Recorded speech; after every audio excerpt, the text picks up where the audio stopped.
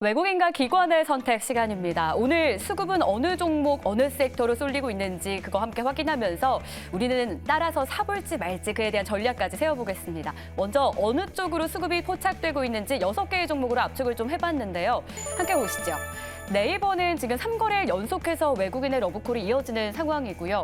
그 밖에 눈에 띄는 건 SK하이닉스, 고영, 가온칩스 등 반도체에 대한 수급이 좀 들어오고 있다라는 부분입니다. 특히 기관 쪽에서 오늘 가장 많이 코스닥 시장에서 매수하는 종목이 고영이었고요.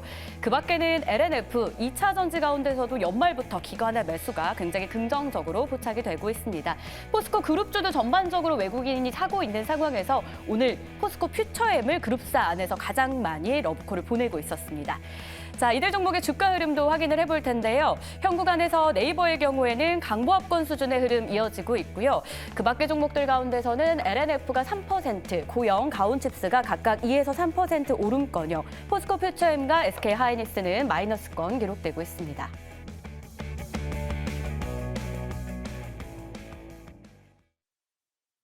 네, 본격적으로 수급을 통해서 힌트를 좀 찾아볼 텐데요. 오늘 두 분과 함께합니다. 이코노미 스토리의 김태성 본부장, 알파경제 김종효 이사 모셨습니다. 어서 오십시오. 안녕하십니까. 안녕하세요. 네, 반갑습니다. 자, 먼저 외국인의 수급이 어느 쪽으로 들어왔는지 보면서 저희가 전략을 세워보고 싶은데 오늘 저희가 살펴볼 종목 먼저 보겠습니다. 네이버. 준비를 해봤는데요. 네이버는 최근에 치지직이라는 서비스도 좀 눈에 띄는 상황이고 또 한 가지 궁금한 게 네이버 웹툰이 미국에 또 상장을 하게 되면 그에 따른 수혜가 있지 않을까라는 말이 있어서 좀 다각면에서 정리를 해봐야 될 것 같아요. 김태성 본부장님은 외국인 수급 들어오는 네이버에 대한 의견 어떠실지 한 줄 평으로 먼저 보겠습니다.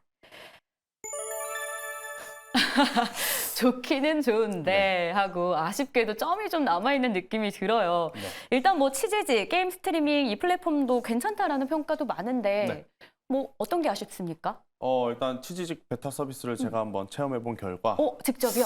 아무래도 그 치즈를 쏜다라는 표현이 맞을지 모르겠습니다만 그 유료 결제함에 있어서 굉장히 속도감 있게 손쉽게 할 수 있다라는 부분은 소비자 입장에서는 안 좋은 일일 수는 있겠지만 기업은 돈을 버는 거 기업 아닙니까? 입장에서는 굉장히 좋은 그러한 상태가 아닌가라는 의견 한번 들어보도록 하겠고 일단 베타 테스트였고 이것이 이제 완전하게 완성이 될 때까지는 좀 수개월이 걸린다라고 생각을 좀 많이 했었던 것 같아요. 하지만 이 베타 테스트 때 워낙 이제 반응도가 좀 좋았던 것 같습니다. 그러다 보니까 이 치즈직 베타 서비스의 영역을 조금 더 이제 확장을 해서 더 공격적으로 하는 모습을 좀 보이고 있다 보니 아무래도 이제 네이버가 이 치즈직에 대한 거는 기대감이 굉장히 높고 충분히 그 기대감을 충족시킬 만한 저는 결과물이 나올 수는 있다라고 생각이 듭니다. 여기에 이제 또 네이버 웹툰 같은 경우에도 사실은 지금 네이버가 갖고 있는 굉장히 많은 사업들 중에 성과가 안 좋다라고 표현을 하자면 굳이 뽑자면 그동안에 네이버 웹툰 쪽이 좀 안 좋았었거든요. 하지만 이제 작년 하반기 들어오면서부터 굉장히 이제 빠르게 개선되는 모습을 좀 보이고 있고 또 올해 연초부터 지금 웹툰 관련주들이 굉장히 지금 들썩이고 있잖아요. 물론 이게 네이버 웹툰이 미국에 상장한다는 이야기도 있겠습니다만 일단 실적적으로 지금 개선이 될 수 있는 이 모멘텀들이 아무래도 이제 부각이 되다 보니까 굉장히 좀 좋은 모습을 좀 보이고 있어요. 그런데 과연 네이버 웹툰이 미국 증시에 상장을 했다고 해서 네이버가 큰 수혜를 받을 것이냐? 저는 그거에 대해서는 좀 지켜봐야 된다 생각이 들고 있고 그것을 고려한다면 오히려 엔비트라든지 와이랩과 같은 기업들이 직접적인 이제 수혜를 받을 가능성이 높기 때문에 그쪽을 보시는 게 맞지 않겠는가라는 의견 한번 드려보겠습니다. 그리고 이제 제가 좋긴 좋은데 점점점을 좀 뒤에 붙인 건 사실 작년 한 해 동안에도 주가를 올린다라고 하면 올릴 만한 뉴스들은 있었어요. 하이퍼 클럽 X라든지 AI라든지 이런 것들이 있었지만 잠깐 움직이고 아무래도 조금 더 변동성을 키울 수 있는 다른 종목군들 대비해서는 네이버가 굉장히 좀 무거웠었거든요. 그래서 이제 현재 기준 만약 제가 이제 길게 본다라고 하면 당연히 매수를 할 수 있을 만한 위치이긴 하나 시간이 조금은 오래 걸릴 가능성이 저는 높지 않겠는가라는 생각이 들어서 아무래도 이제 시청자분들의 성향에 따라 좀 단기 스윙을 좀 고려하시는 분들에게는 힘들 수도 있지 않겠는가라는 의견 한번 드려보도록 하겠습니다. 그렇죠. 단기를 본다면 주가가 안 움직일 때 좀 답답한 마음이 들기 때문에 그런 관점에서는 단기 투자는 조금 아니지 않을까라는 김태성 본부장님의 의견이었는데 그럼 김종효 이사님은 과연 네이버에 대해서 어떤 의견이실지 한 줄 평 열어보겠습니다. 치지직보다 IT 서비스 수출이라고 코멘트를 남겨주셨어요. 뭐 네이버 IT 쪽으로 기대하면 저희가 좀 얻을 만한 게 있을지 궁금한데 올해 기대감이 좀 있어요. 영업이익률 증가율이 높을 것으로 보더라고요. 네, 근데 뭐 취직을 통해서 지금 뭐 기업 가치가 또 1조가 늘어날 거다, 뭐 여러 가지 네. 분석이 나오고 있습니다만, 저는 다시 한번 말씀드리지만 카카오 네이버의 본질은 결국 사용자 증가에 따른 광고 수익 증가가 가장 핵심이다라고 봐야 될 것 같습니다. 그러니까 취직을 통해서 과연 얼마만큼 늘릴 수 있느냐가 가장 중요한 포인트인데, 지금 얘기 나오는 바로는 트위치의 물량을 상당 부분 가져간다고 해서 그럼 MAU, 소위 이제 한 달 먼스리 기준으로 봤을 때 액티브 유저가 엄청나게 늘어나느냐? 그렇게 기대하기는 쉽지 않고요. 또 이를 통해서 거둘 수 있는 뭐 광고 수익이나 부가 수익도 생각보다 그렇게 높지 않을 수 있죠. 따라서 매출액이 지금 뭐 한 2천억 정도로 추산된다고 하는데 그의 5배 정도, 그러니까 PSR 한 5배 정도의 가치를 과연 부여할 수 있는지는 저는 조금 의문스럽습니다.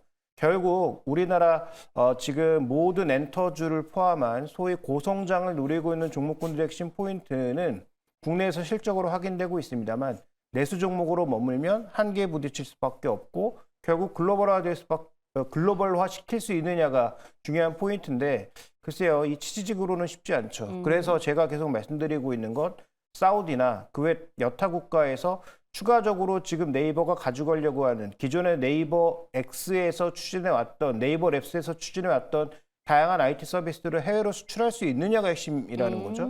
그래서 삼성전자와 만들고 있는 그 AI용 칩도 해외 쪽으로 과연 수출할 수 있을 정도의 퍼포먼스를 내느냐. 그 다음에 사우디를 중심으로 해서 네이버의 IT 서비스가 정말로 수출이 되느냐가 중장기적으로는 더 중요하다고 판단하고 있기 때문에 그 다음에 뭐 최근의 주가는 여전히 만족하진 못하시겠지만 그래도 저점 대비 일정 부분 회복을 보여왔기 때문에 지금 구간에서 수급이 좀 들어온다고 해서 베팅하면 단기적으로는 큰 메리트가 없다. 정말 중장기적으로 보고 이 기업의 MAU가 계속 늘어나는지를 확인하는 것이 중요한 관건이다 이렇게 보고 있습니다. 지금 두 분 다 말씀하시는 게 수익률 측면에서는 단기로 봤을 때 메리트가 없다라고 해주셨는데 뭐 중장기로 보시는 분들도 있을 텐데 현 구간에서 그러면 외국인 따라 저희가 매수해봐도 괜찮을지 질문을 드린다면 OX 어떻게 생각하십니까? 저는 세모에 가까울 것 같습니다. 네, 세모가 있다면 세모를 네. 어떤 의미에서 세모? 시기를 좀 봐야 돼서. 그러니까 좀 생각보다 길이가 굉장히 길어질 수 있기 때문에 그 외에도 나는 뭐 투자하겠다라는 분은 가실 수 있겠지만 최근에 뭐 시장에서 워낙 단기적으로 네. 핫하게 움직이는 종목들이 많아서 그 선택이 좋은 선택일지는 사람에 따라 좀 다를 것 같습니다. 알겠습니다. 김태성 본부장님은 세모로 바꾸겠습니다. 네, 좋습니다. 이유는 같습니다. 내용은 같습니다. 네. 세모가 있었다면 처음부터 세모를 드셨을 것 같은데 두 분 다 지금 세모의 의견 네이버 일치가 됐고요. 자, 외국인의 수급이 들어오는 네이버를 봤는데 그럼 이번에는 기관의 수급이 들어오고 있는 종목들도 봐야 될 것 같아요. 오늘 저희가 선택한 종목은 가온칩스 그리고 고영을 보려고 합니다. 가온칩스 먼저 얘기를 들어보고 싶은데 국내 디자인 하우스 중에서 대장이다라는 긍정적인 평가도 나오는 기업인데 내년 그러니까 25년도에는 양산 매출이 개발 매출을 넘어서는 이 실적 모멘텀까지 좀 기대가 되고 있더라고요. 김태선 본부장님 의견은 어떨까요? 볼게요. 한 줄 평. 탄탄한 고객사라고 주셨는데 가온칩스 고객사 누가 있죠? 삼성전자. 네.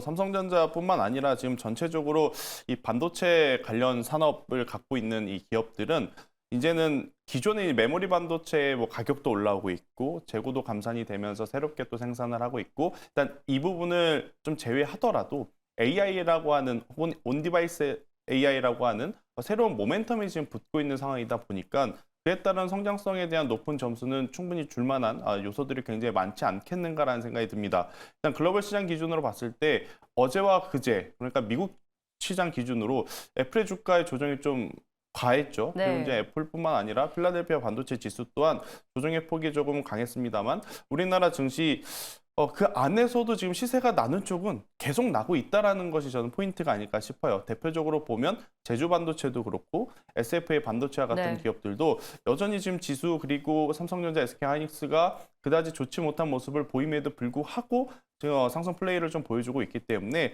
저는 일단 CES 2024를 앞두고 있는 그런 상황 속에 반도체 쪽에 수급이 살아있는 쪽은 한번 관심 있게 트레이딩 해보시는 것도 저는 괜찮지 않겠는가. 그러니까 앞서 네이버 같은 경우에는 굉장히 오랜 시간을 공들여야 된다라고 좀 본다라고 네. 하면 가온칩스 같은 경우에는 손절선을 좀 타이트하게 걸고 여기서 이제 더 슈팅이 나올 것이다라고 이제 판단을 하시는 분들에게는 굉장히 또 좋은 기업이 될 수 있지 않겠는가라는 의견 한번 드려보면서 일단 반도체 종류가 많아지면 많아질수록 설계와 양산 그 사이에 네. 이 디자인 하우스의 역할들이 이제 커질 수밖에 없기 때문에 그러한 부분들이 부각이 된다라고 하면 저는 더 좋은 모습을 보일 수 있다라는 의견까지 한번 들어보도록 하겠습니다. 알겠습니다. 수급이 살아있는 종목 매수해 볼만하다. 가온칩스 손절선을 대신 좀 타이트하게 잡으면 좋겠다. 추가적인 전략도 제시가 되었고요. 그러면 김종효 이사님은 과연 가온칩스에 대한 어떤 의견이 있을지 한 줄 평으로 보겠습니다. 스스로 능력을 증명해야 한다라고 합니다. 그래도 또 24년도 키워드가 온디바이스 AI다라는 말이 있는 만큼 이렇게 되면 또 증명할 수 있는 기회가 있지 않을까 싶은데 어떻게 보세요? 주가가 먼저 반영했기 때문에 이제는 기다려야 된다는 거죠. 물론 단기 트레이딩에 대해서는 저도 김태성 이사와 맥락을 같이 하지만 그런데 저는 뭐 단기 트레이딩 자체는 잘 못하고 이렇게 제가 말씀드릴 수 있는 영역은 아니라고 네. 판단하고 있기 때문에 현재 이 종목도 저점 대비해서 거의 뭐 5배 가까이 올라온 종목입니다. 작년 여름쯤 그때가 뭐 주가 저점이 한 13,000원 정도였기 때문에 지금의 주가 상승폭을 보면 전혀 작지 않은 상승이 나타났죠. 물론 이만큼의 호재가 있으니까 나타난 거고요. 근데 아시는 것처럼 1월 18일 되면 갤럭시 S24 일단 시제품이 나오고요. 네. 그 시제품에서 우리가 기대하고 있는 온디바이스 AI의 능력치가 어느 정도인지는 이미 검증이 됩니다. 그러면 뭐 삼성에 납품을 하든 ARM과 전체 회사를 연결해주는 뭐 디자인 하우스에서 역할을 하든 상관없이 주가는 기대감을 엄청나게 반영해 왔는데 만약에 실제로 우리가 사용했을 때 그 능력치가 기대에 못 미친다면 단기적인 변동성은 굉장히 커지지 않을까요? 최근에 종목군들을 살펴보시면 수급으로 올라왔던 종목도 수급 모멘텀이 떨어지는 순간 급락하고 포스코 DX도 그 전까지 급등하다가 거래소로 가자마자 이틀째 급락하고 있지 않습니까? 그러니까 그런 양상들을 고려해 봤을 때 모멘텀이 지금 눈앞에 다가와 있는데 물론 모멘텀이 더 활발해지면 조금 더 올라가긴 하겠습니다만 저점 대비 상승폭을 고려했을 때 지금 이 종목을 투자의 관점에서 뭔가 의미 있는 평가를 내리기에는 조금 부족한 부분이 있지 않나라는 판단이 들어서 저는 이 종목에 대해서는 뭐 X에 가까운 의견을 좀 드리고 싶습니다. 그러면 좀 간략하게 정리 한번 해볼까요? 다시 한번 OX로 가온칩스 기관 수급 들어오고 있는데 따라 사봐도 될지 안 될지 손으로 표현해 주시죠. 두 분 의견 엇갈렸습니다. 그렇죠. 네. 김태성 본부장님 오해 의견이었고요. 대신에 좀 손절선을 타이트하게 잡자라는 의견도 여러분 기억해 주시고요. 그리고 김종효 이사님은 안 산다의 의견이었습니다. 여러분 투자 성향이 다 다르시기 때문에 의견 참고하셔서 결정하시면 좋을 것 같습니다. 자, 그리고 마지막 종목 남겨두고 있는데 고영도 봐야 될 것 같아요. 오늘 코스닥 시장에서 기관 투자자들이 가장 많이 매수하고 있는 종목이 바로 이 종목입니다. 3D 검사 장비하면 고영이다라고 앞서서 최현덕 매니저가 언급을 하기도 했는데요. 과연 두 분은 이 종목에 대해서 OX 어떤 의견을 주실지 일단 한 줄 평으로 요약을 해볼게요. 김태성 본부장님의 의견입니다. 다양한 분야에서 두각을 해주셨는데 고영이 두각을 나타내는 분야 어디가 있을까요? 반도체는 당연히 1순위가 될 것 같고요. 또 이제 의료 쪽에서도 이제 좋은 모습을 좀 보이고 있는데 우리가 이제 집중을 해야 되는 부분은 이 반도체 쪽에 대한 매출 비중이 얼마만큼 올해 이제 큰 폭으로 이제 다시 회복을 하느냐 이제 문제가 아닐까라는 생각이 듭니다. 일단 전체적으로 가장 중요한 것은 해외 고객사의 이제 가동률 자체가 굉장히 지금 높아지고 있는 상황이다라고 좀 본다면 실적에 대한 기대치는 당연히 눈높이는 이제 높아질 수밖에 없고 사실 이제 지난해 3분기, 4분기 기준으로 봤을 때 HBM이 가장 먼저 시세를 냈죠. 대표적으로는 뭐 한미반도체, 이스페타시스 그것을 따라서 움직였었던 주성 엔지니어링, HPSP 이들이 먼저 시세를 냈고 그 다음에 뭐 온디바이스 A와 같은 기업들 앞서 언급드렸던 뭐 디자인 하우스부터 해서 최근에 이제 CSL까지 움직이면서 반도체 관련주들이 사실 바닥권에서 많이 올라왔었어요. 그러한 가운데 이제 고영 같은 경우에는 HBM 온디바이스 얘기 나올 때까지만 하더라도 잠잠했다가 최근에 이제 이 저점에서의 수급, 특히나 이제 금융투자보다도 연기금의 이제 수급이 굉장히 강하게 붙어주면서 지금 반등이 나왔고 그 시세가 여전히 지금 굉장히 강하게 지금 나타나고 있는 상황 속에 좋은 뉴스라고 하는 것은 당연히 실적에 대한 기대치를 좀 높일 수 있는 부분들이 지금 많이 나왔다라고 좀 보시면 될 것 같아서 저는 고영 같은 경우에는 사실 그러니까 가온칩스는 손절 잡고 타이트하게 좀 트레이딩을 해야 된다라는 전략을 드렸다면 고영은 조금은 이 손절선을 러프하게 잡아두고 모아 가시는 것도 굉장히 좋은 위치가 아닐까라는 의견을 한번 드려보도록 하겠습니다. 네, 손절선을 반대로, 그러니까 가온칩스랑은 반대로 고영은 좀 러프하게 손절선을 잡아도 괜찮겠다. 투자 전략 제시해 주셨고요. 김종효 이사님은 고영에 대해서 어떤 의견이실지 역시 한 줄 평으로 보겠습니다. HBM 모멘텀도 실적 동반해야라고 합니다. 어쨌든 실적 자체가 눈으로 보여지는 우리가 확인할 수 있는 가장 좋은 근거가 되잖아요. 실적 전망 어떻게 되세요? 네, 뭐 이 종목이 주가가 망가졌던 핵심 포인트가 작년에 실적이 망가졌기 네. 때문이었죠. 그래서 그 실적 회복이 빠르게 나오느냐가 중요한 포인트고요. 그다음에 지금 최근에 주가가 급등하면서 트레일링 PER 기준으로는 이제 뭐 한미 반도체를 거의 육박하는 정도의 수준의 주가가 이르고 있습니다. 그러면 우리가 이제 두 가지 생각을 동시에 해봐야 되겠죠. 주도주로 가는 게 맞느냐, 아니면 뒤늦게 올라오는 고용을 잡는 게 맞느냐에 대한 판단을 아마 각자 하셔야 될 것 같은데, 저는 이렇게 말씀을 좀 드리고 싶어요. 예를 들어서 한미반도체나 하나마이크론 같은 종목군들, HPSP 같은 종목군들을 이미 보유하고 있다. 고용을 살 필요가 없습니다. 왜냐하면 지금 여기서 순환이 한 바퀴 다 돈 상황인데, 만약에 HBM이 계속 가는 그런 양상으로 간다면 주도주가 한 번 더 먼저 움직일 가능성이 있다라는 판단을 하고 있어서, 그런 선도 종목을 보유하고 계신 분들은 종목을 더 넓혀가기보다는 기존의 종목에 좀 더 주목하시는 게 낫다. 그 다음에 잘 살펴보시면 고용이 움직였던 구간에서 주도주는 쉬었다는 거죠. 그래서 주도주와 같이 가는 게 아니라 뭔가 이 손바뀜이 조금 다르다라는 관점에서 봐야 될 것 같습니다. 그래서 지금은 고용 쪽에 뭔가 무게가 실리지만, 예를 들어서 고용이 탄력이 줄어드는 구간, 실적 발표 구간 같은 데 갔을 때는 오히려 한미반도체나 하나마이크론으로 분위기가 바뀔 수 있기 때문에 지금의 접근 타이밍은 오히려 대장주격의 종목군들이 저점을 찍고 터닝하는지를 확인하는 게 저는 조금 더 낫지 않느냐라는 판단이고요. 그럼에도 불구하고 상대적으로 신고가를 최근에 낸 종목군들의 시세가 워낙 좋으니까 트레이딩 개념에서 이런 종목을 접근하고 싶으신 분들은, 저는 뭐 김태성 이사와는 이번 약간 의견이 다르게 약간은 타이트하게 우리가 트레이딩의 어떤 원칙을 정해두고 접근하는 것은 어떨까, 저는 이렇게 생각하고 있습니다. 좋습니다. 고용에 대한 두 분의 의견 그럼 OX로 다시 한번 알아볼게요. 표시해 주시죠. 네, 일단 의견은 오해 의견인데 그 세부적으로 손절 라인을 어떻게 잡아야 되는지 우리가 그런 것들 좀 다양하게 의견을 주셨으니까 여러분들도 다시 기억해 보시길 바라겠습니다.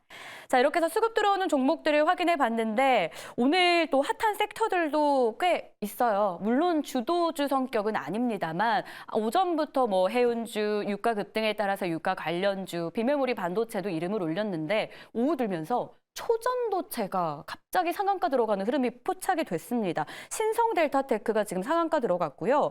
서남, CCS, 파워로직스 등의 종목이 다 20% 근처에서 거래 이어가고 있어요. 김태성 본부장님, 이 오후장 갑자기 뜬 이 종목 왜 이러는 겁니까? 지수가 안 좋으니까 뉴스 한 줄에 조금 민감하게 반응을 한 거고, 이 뉴스는 중국에서 네. LK99가 초전도체 복제 이제 성공했다라는 좀 뉴스가 헤드라인이 좀 나오는 것 같아요.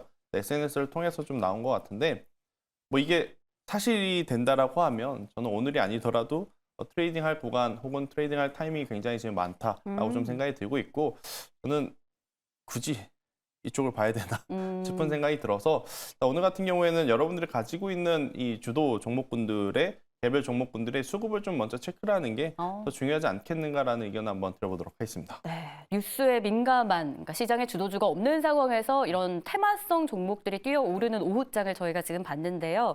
연결해서 일단 가지고 있는 종목의 수급부터 체크를 좀 하는 게 더 좋겠다. 김태성 본부장님의 조언이었고요. 김종효 이사님은 오늘, 어제 좀 조정을 받고 있는데 시장에 대한 전략, 이번 주 어떻게 하면 좋을지 한마디 해주신다면요. 근데 지금의 조정이 저는 그렇게 뭐 심각하다라고 보지는 않고요.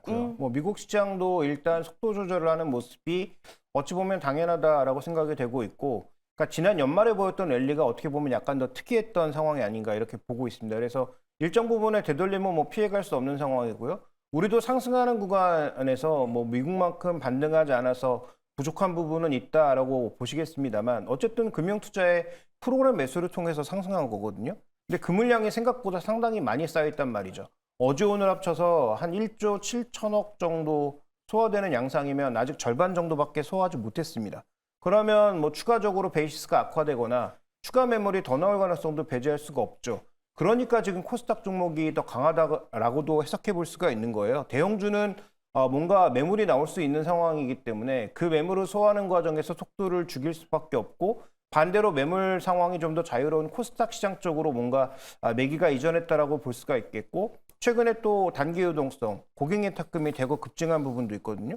그럼 그런 고객님 탁금이 과연 짐이 무거운 코스피를 공략할 거냐 아니면 상대적으로 가벼워 보이는 코스닥 시장을 공략할 거냐에서는 답이 나와 있는 것이죠. 그래서 단기적인 접근 자체는 좀 더 몸집이 가벼워 보이는 코스닥 시장의 종목군들을 공략하는 것이 맞아 보이나 유가증권 시장의 낙폭이 좀 커진다든지 하면 일단 전체적으로 흔들릴 수 있기 때문에 지금 구간에서의 핵심 포인트는 아까 언급해 주셨던 대로 이런 짐이 많은 쪽보다는 상대적으로 가벼운 쪽으로 단기 트레이딩을 하시던지 아니면 현금이 있으신 분들은 그동안 사지 못했던 종목, 사고 싶었는데 사지 못했던 종목을 급등하는 구간에 쫓아가지 마시고 오히려 조정 주는 구간에서 확보할 수 있는 그런 기회의 장으로 살펴보시는 게 좋을 것 같고요.